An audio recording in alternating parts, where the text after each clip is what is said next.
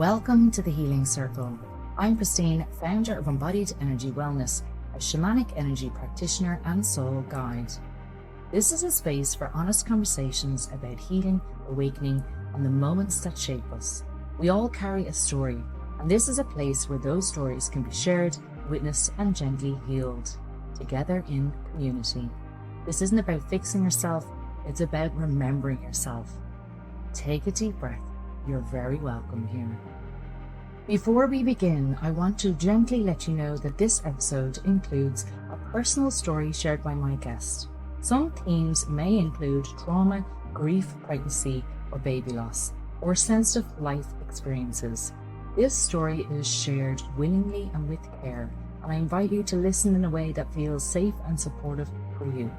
As always, you're welcome to pause or step away at any time. Today, I'm joined by Shauna, who has turned her own lived experience of grief into a powerful work supporting others through loss, emotional healing, and life's hardest transitions. Through her personal journey, Shauna brings deep compassion, honesty, and real-world tools to help people move through grief without feeling broken or alone. I'm so excited to have her here today. Shauna, welcome to the podcast. Thanks for having me. I'm so excited. You're so welcome. So, I looked at your application and it just felt like in such a short space time of a year of how much you've changed. So can you tell our listeners your story? So on the 5th of January 2025, I got a phone call from my dad and he told me that my cousin Stacey had unexpectedly passed away. She was 33 at the time that she passed away. Only a baby who had a baby of 10 years. So her son was only 10, but he'd be 11 now. But yeah, I wasn't expecting the phone call. I think I was very numb at the time when I found out. I was kind of like, this isn't real. This is not. I was like, this is a joke, like a weird kind of a joke. And we didn't really know what happened to her. She was just found dead. So we kind of had to wait a good while. But I know the post-mortem took, I think it was about 2 weeks to actually do the post-mortem because there was a big backlog. And then we had to wait the 6 months then to get the actual post-mortem results. So then such a long process, isn't it? So yeah, it's really long. Especially you don't have the answers. Yeah, so there's like a massive cardiac history as well on my mum's side of the family. So we were kind of thinking, oh, did she just have a huge heart attack or whatever? But it actually turned out she died of pneumonia, which nobody was expecting. No, she wasn't sick. Like she didn't have temperatures or anything like that. She was just... What? How? Yeah. It's like a silent pneumonia that she didn't know she had. And she felt unwell that day. She just kind of went, I feel like I'm going to vomit. This all came out later. And she went upstairs and she did vomit. And she said, I just got to go to bed. I just don't feel well. So she went to bed and they went up to check on her about an hour later and she had died. So it was... Oh my God. Yeah, it was huge. So yeah, through the post-mortem then we found out it was pneumonia. But so it was about 2 weeks after the post-mortem then we had the funeral. But I don't think it actually hit me until the funeral because I went into the funeral home and just seeing her lying in the coffin, like she looked like she was asleep though, that's the thing. Like she looked like she was beautiful anyway. She didn't need makeup, she didn't need anything, like she was beautiful. But just seeing her there, I was like, she's going to get up now in a second and be like, what are you all looking at me for? Do you know? Joke. Yeah, lol. Only messing. Yeah, so everyone thought she was just going to get up and be like, hi. But yeah, that's when it really kicked in that this was real and she's actually gone and she's left the earth. It's hard, isn't it? I call that Twilight Zone because I got a call that my dad had died and we didn't really have much of a relationship. And when I got that call, your whole body just goes into numbness and you're like you're on a conveyor belt and you're just going by, but the whole world is still moving and you're just like stunned. Like Yeah. it's madness. And like that, we had to wait for an autopsy report, and I think it took about 2 weeks. And in them 2 weeks, it was just Twilight Zone. Didn't know what to do. So yeah, it like, and I don't think anyone really talks about that really, because like I find, speaking about death with different people, it can be a hard topic to have with people, but I know this sounds really weird, but for me as a healer, like I find death a transformation. But don't get me wrong, it doesn't take away from the emotion, but I can see the beauty in it as well. But like for the people who are left behind, it's very hard. It is. Yeah. Yeah. No, I know I've listened to a couple of your podcasts before, and you said like you're fascinated with death. Mm, I was fascinated with death before this. I'm a nurse myself, so like I've watched yeah, people in the dying process and who have died. But it kind of shifted and it changed then for me. I got a fear then of dying yeah, because obviously she died so young. She was only a year and a half older than me at the time. So, and I yeah, have a 3-year-old. So I was like, she had a kid, I have a kid. I was like, I could just go at any minute. So it brought on like this huge health anxiety then for me, because yeah. I was afraid that I'd just go to sleep and not wake up. And then I was questioning everything about, what happens when we do go. So I've listened to your podcast about what happens and the steps, but I suppose in that moment I wouldn't have been able to listen to that and figure it out myself. Yeah. Or it was just that constant fear of death and where am I going to go and what's going to happen to my child. And then, it was every time then the phone rang, I was like, oh my God, someone's dead. More than bad So news. yeah, so it was like if my mom rang me, I was like, my dad's dead. Or if my dad rang me, I was like, my mom's dead. Or if my partner rang me, I was like, oh my God, my daughter's dead. Like it was, everybody was dead. It didn't matter what phone call it was. It was just somebody was dead. Yeah, And so you were then getting like I couldn't even triggered. stay in, constantly by the phone calls. It like just, hi, how are you? How's your day? But it was straight to like anxiety through the roof of, oh my God, somebody's gone. Yeah, no, that's definitely like I have conversation with mom. My mom's 80 years of age now, like, and she was petrified of dying. And like, I'm the one where come here and have a chat, Yeah. and she would be like, I don't know what happens. And I'm like, Mom, to be honest with you, you're actually at a lucky stage because you've had 80 years of your life. You know what I Hmm. mean? And you've had a obviously tough, and 100% couldn't take that away from her. But Yeah. in the latter years, Jesus, you making appointments to see you. You're off swanning around in every bloody cruise. Didn't even know what country you were in half the time. Living life, do you know what I mean? And I said, Yeah. then you have your parents that have gone before you. You have your sister, Auntie May, that left when she was 13 years of age. I said, they're all going to be waiting for you. Like, Mm. to feel that and to know that and to understand that you're transforming into another form Mhm. where the people that have gone before you, you're going to meet. And she kind of slowly started thinking, Jesus, that's not a bad idea. And I went, Mom, I promise you. I said, you've nothing to worry about. And I hope those conversations, and we have them a good bit, it seems to always come back. Or maybe I'm just like constantly talking about death. But it's because I'm like going, yeah, like, isn't it so nice to even have that thought process? But even like with my husband, his mom and dad both have passed. And I remember when his mom passed, and I was like, Jesus, you're so lucky. And he's like, what do you mean I'm lucky? I said, you got two people rooting for you up there. And like Yeah. with you, Shauna, you've got your cousin there rooting for you, Yeah. you know? Yeah, I do. No, I've kind of come out of that headspace of I don't know, of the pure anxiety and everything around it. Now it's still frightened a little bit. Oh Like I don't go yeah. down the rabbit hole of spiraling, but I am kind of there going, yeah, my cousin Stacey is there, my nanny's there, my granddad's there, my uncle's there. So I know wherever there is, Yes. I know that I will have my family that have passed around me and will be able to, we'll be able to reconnect whenever that may be. Yeah. Still hope it'll be in another like 50, 60 years Of time. course it will. Of course it will. But Yeah. No, it will. And, but that's kind of the beauty of life, isn't it? yeah, because tomorrow's never promised. So, when we live in the fear, or we live in like the mind loop of self-doubt or the expectations of others, all those constraints that stop us from fully embracing our power and stepping into who we really are. Like, if we look from a point of view of tomorrow's not promised. And I always go back to that image of me sitting in a rocking chair. And like, if I said, Shauna, imagine you in a rocking chair, you're 80 years of age.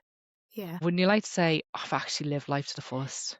Yeah. I think if you do everything that you want to do and don't think about like, social constructs and think about what, if you have no what ifs left Yeah. at when you're 80, I think your time will come and you'll be like, I've accomplished whatever I've come here to accomplish, and I'm happy with what I've done in my life. Yeah. It's like I turned 45 there a couple of months ago, and I was really sitting with it, and I was like, okay, I have a deep knowing I'm dying when I'm 93 and in my sleep. I have said it from day one. Like, now wait till see I get knocked down by a bus tomorrow and everyone will be like, ha ha. And I'll be like, oh shit. No, but there is this deep knowing, okay? Yeah.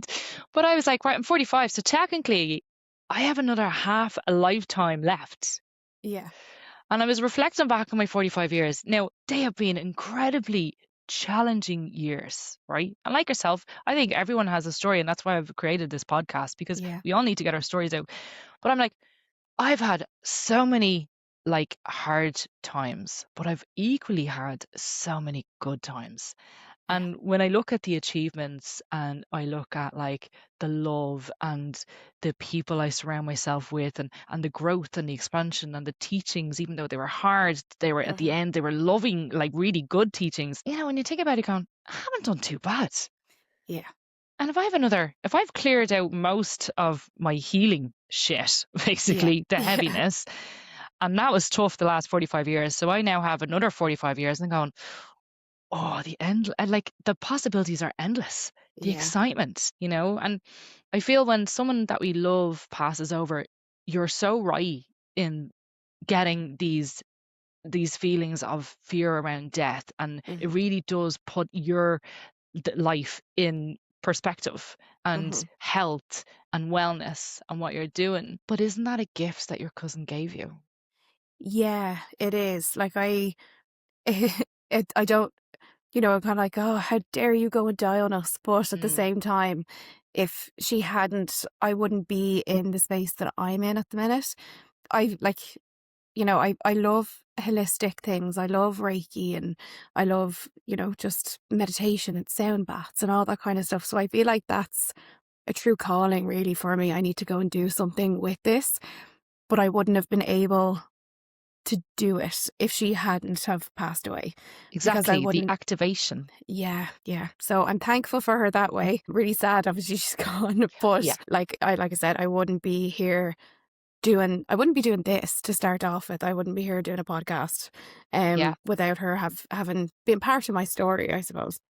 Exactly. Tell me why rainbows mean so much to you. So rainbows, in her funeral, the priest read out a poem called Look for Me in Rainbows. It just was it was lovely. It was a really nice poem. And since then, there's just been rainbows everywhere, like literally everywhere. I remember walking into work one day, it was only a couple of days after she had passed, and I was walking past the nurse's station, and I just literally looked down, and there was like this business card with the big rainbow on it, and it said underneath, "Hope this made you smile." And I was like, oh my God. I was like, hi, Stacey. I was like, yeah, that did make me smile today. And then another day I was on the phone to my counsellor, and I was telling her about the rainbows and how they're just everywhere. And I just looked out the window and I saw this giant van going past the window with a big rainbow on the side of it. And I was like, oh my God. I was like, you'll never believe what just happened. It's just, rainbows are just everywhere. And I'm like, that's her telling me that she's there and she's looking over me. 100%. And I suppose it's like we were very much like sisters when we were growing up. So we were constantly together. We'd be out playing. My mum was from County Clare, so we would have gone down to Clare to see my nana.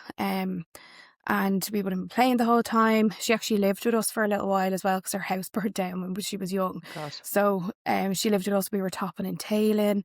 We were, she'd be kicking me and I'd be like, Stacey, what are you doing? So we'd be like pulling each other's hair. Like, I don't have a sister, I just have a brother, but she was like my sister. Yeah. And then obviously life happened and we kind of went our separate ways, and life in general. So we didn't really speak then for a little while, but she also had bulimia as well. So she was quite like unwell really with her eating disorder. So she was in and out of hospital for a good while with just trying to control that. So we didn't speak for quite a long time, but I feel like the day of her funeral, I spoke to her and I was like, look, I said, Stacey, I'm so sorry that we lost our contact over those years. Wish things were different, but I was like, forgive me, I suppose, for being a little bit selfish in a way to kind of, I wanted to protect myself as well. So it was like, I wasn't there for her as a family member, as, a sister like we were back in the day. But that's okay. When we cross over to spirit world, we don't carry the emotions or even the behaviors that we learned in this lifetime. Yeah. We move and shift into love and light. So there is no bad energy or, that if you've had a bad experience with someone in this lifetime and they pass over, it disappears. They're not on the other side holding on to it. And, because the only thing that exists is love and light over there. So all she would be doing is just sending you so much love. And I think that's why the rainbows keep coming, because she's like, you're fine, Shauna, I've got you. Yeah. So that's keeping me going as well. I'm like, I see them everywhere and I'm like, there she is. So it's lovely. It's a little comfort as well to know that 100%. like there is love and light and we're still connected even though she's gone. She's sending me these little signals that she's still there and she's with me and we're like sisters again. Just in different realms. Exactly. And to like the amount of people, because I'm always seeing feathers and robins, and I find pennies as well.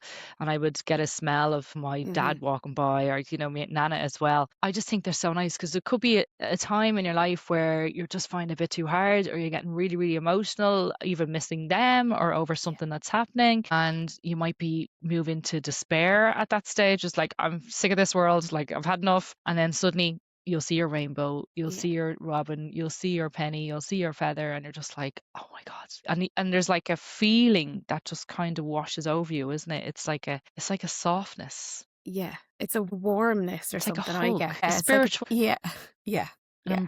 So I look forward to those now. I'm not actively looking for them, but if they pop up, I'm like, I get excited that I'm gonna get that nice little warm hug again. And you just can't beat it. And in terms of like your healing from the grief, like what steps did you do to help you overcome like this shock? So my body, first of all, told me that I needed to go and do Always something. does. Yeah. Always. So There's always a trigger. Always. So I started having panic attacks to start with. I didn't realize what they were, even though I'm medically trained. I didn't know what was going on. I thought I was going to die. I was all dizzy and it was just a physical symptom of anxiety. So eventually I figured out, I was like, oh, this is actually a panic attack that I'm having. So I went to the GP and that was my first protocol, was like, go to the GP, I need help. So it was medication first of all. And then I was like, okay, I need the medication to settle me and then I can move on. So that didn't work the first time, went on to something different. And then everything started kind of shifting a little bit and I was like, okay, I'll do my talk therapy now. So went back to my lovely counsellor who has got me through an awful lot of things. Go on, Josie.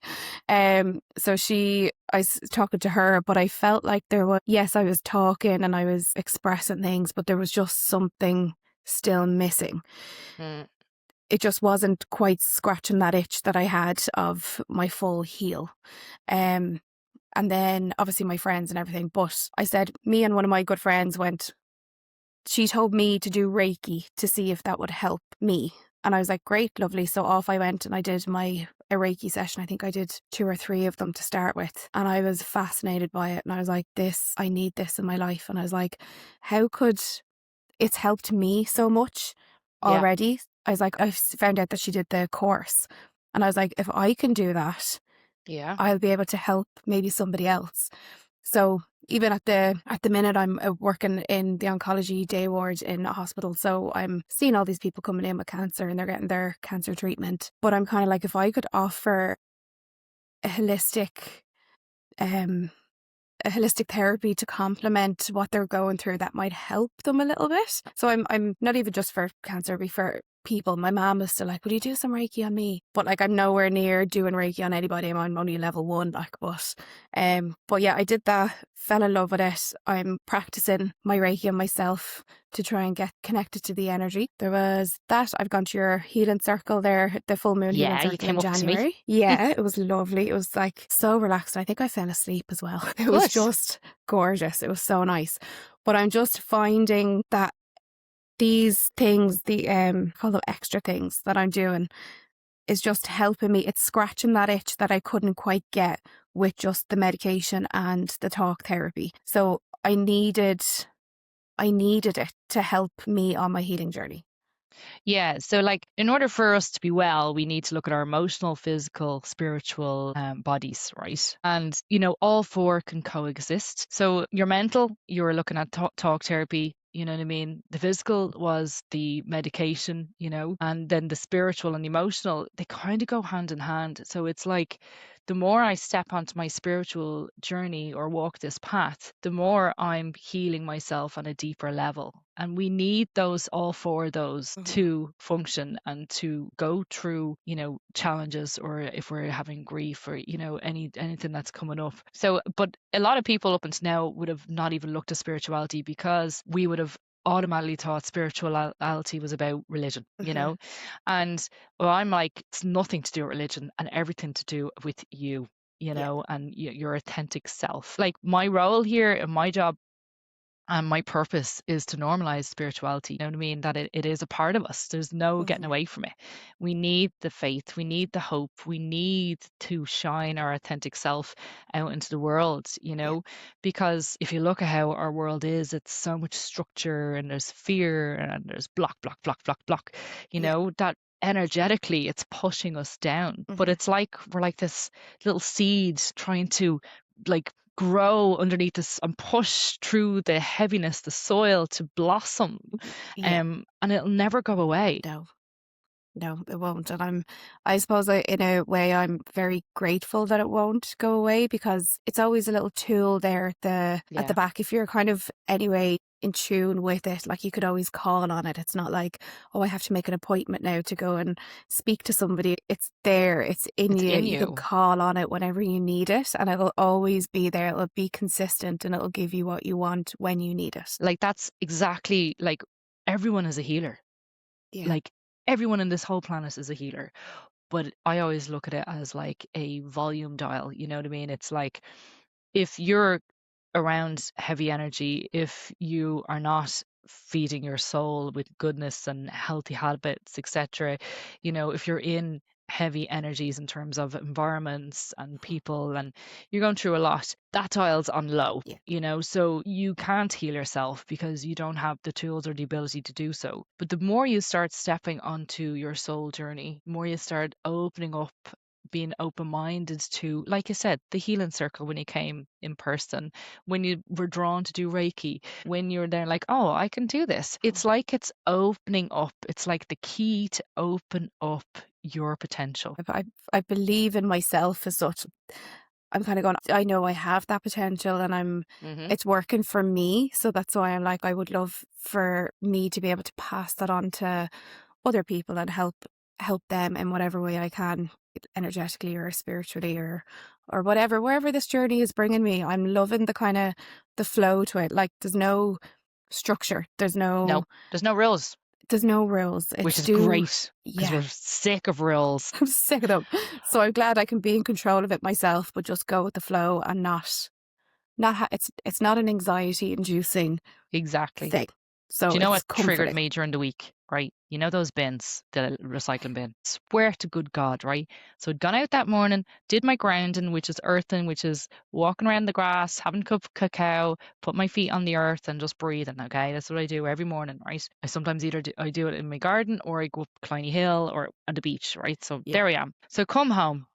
I got an email from our bin guys. There is a soiled paper bag in your recycling bin. And I was like, about to lose it because I was like, hold on a minute here. I'm 45. I'm an adult. I feel like I'm after getting an email from the principal saying how bold I was. So there's like this rebellious little girl in me always. She's always there, you know, because I was always going against grain in school. Like I was the class clown. I never listened to rules. Rules don't apply to me. That's that inner child going, yeah, rebellious. Come on. And I was sitting with that email going, I feel like I want to make a phone call. I feel like I want to scream because it was torrential rain in Dublin for 2 bloody weeks. And it was a paper bag that had soiled with the rain. But I was like, rules again, the structure again, the clear evidence of giving so much of our power away to a company. Yeah. And I was like, okay, breathe. Yeah. But then I just went, you know what? I'm going to actually breathe. I'm not going to rise to the bee. I'm going to go inwards and just calm the ham. You know what I mean? And that's you connecting to your spiritual side. Yeah. Because it's reminding you, this is just noise. This is just the restrictions that are placed on humanity. So even though it's small, I know it's only an email about a bin, but it still just shows how much of our power we give away. Yeah, absolutely. Yeah. But it's good though that you can always take that power back. 'Cause, you know, like you can take it back and you can bring it in words and you can kind of heal the inner, not the inner child, but you can kind of heal. Keep her calm. Jesus, she's a hothead at times. Just like calm down there now. Yeah. Yeah. But like when we on our spiritual journey, we can understand those little triggers and we can sit with it and go, that's the inner child, that rebellious little girl still in there. If you get triggered over like a phone call happening and then suddenly you get a reminder, it's like, no, hold on. The little girl in there and me, Shauna, is fine. We are fine and everyone else is fine. But we're talking to ourselves and we're bringing that awareness inwards and we're healing a little bit more of our inner child. Yeah. Every day there's always, I'm healing a little bit more every day and I kind of don't really realize it until something, say like a phone call pops up and I don't straight go for that anxiety attack like somebody's dead. So there's always every single day, like it's crazy because I'm like, oh my God, I've come so far from 5th of January 2025 to the 5th of January 2026. You know, it's lovely. I'm so proud of myself. I'm so proud of the journey that I have. I'm grateful for everything, but I amaze myself every day that I've healed just a little bit more. Absolutely. And that's what it is. It's constantly leveling up. And don't get me wrong, there are times where we might go 1 step forward, 2 steps back. Yeah. That's our healing journey. You know what I mean? But when we have the awareness of, hold on, no, I'm not going backwards. I'm leveling up here. When you bring awareness to that, that is your healing. Yeah. Shauna, it's been an absolute pleasure. Is there anything else you want to share with your listeners today? No, I suppose I know my friends and family are going to be listening because I've told them about it. So I have some fans out there. Hey, Mom. So I just want to, I suppose, say thank you so much to everybody that has been by my side and have listened to me rant and, you know, have held me when I'm cried and all that, you know, drunken rants and everything. But no, I just want to say thank you to everybody who has helped me along my journey. So that's kind of, and that is about the support that we always need when we're going through grief, and it is there for us when we ask for it. Yeah, absolutely. Shauna, thank you so much for joining me today, and our listeners, I'm sure, are thanking you as well for sharing your story. And thank you for having me. And hopefully see you at the Healing Circle again. I will. I'm going to have to put that in my diary now to go for the next. So 100%. Thank you so much. Thank you for being part of the Healing Circle today. If something in this conversation touched you, let it land gently. You don't need to rush to understand it. Your body already knows. Remember, your story matters, and when it's shared in the right space, it has the power to heal, not just you, but others too. If you feel called to explore this work more deeply, you'll find links to my sessions, retreats, and offerings through Embodied Energy Wellness in the show notes. Until we meet again, go gently, stay connected, and trust the wisdom within you. Thank you for being here.